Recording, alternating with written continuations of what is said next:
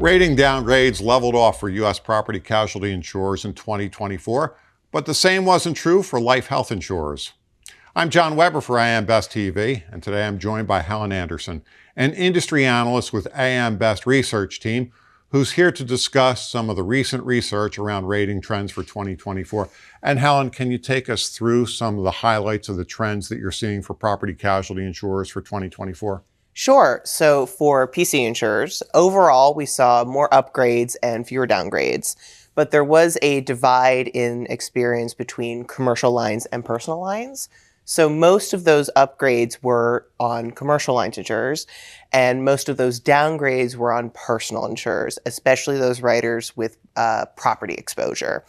And in terms of outlooks, we did see more positive outlooks in both segments, but also more negative outlooks in personal lines. On the flip side, how did life health insurers fare in 2024?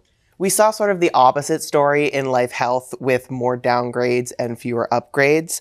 Most of those downgrades were on life annuity writers who saw narrower margins due to interest rate cuts and were pressured to use higher risk assets.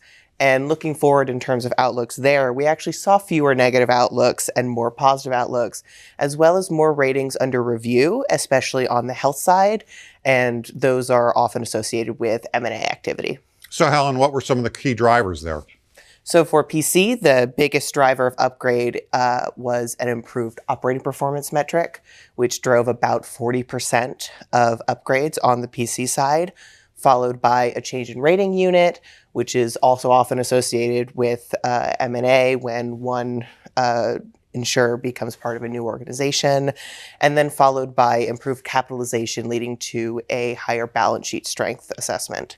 On the life health side, balance sheet strength, business profile, and enterprise risk management all accounted for just under a third of upgrades.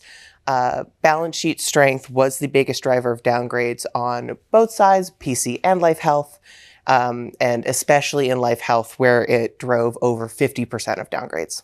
Helen, so glad you could join us today. Thanks, John. That was Helen Andersen, an industry analyst with AM Best research team. You can find the full report online at ambest.com. For AM Best TV, I'm John Weber.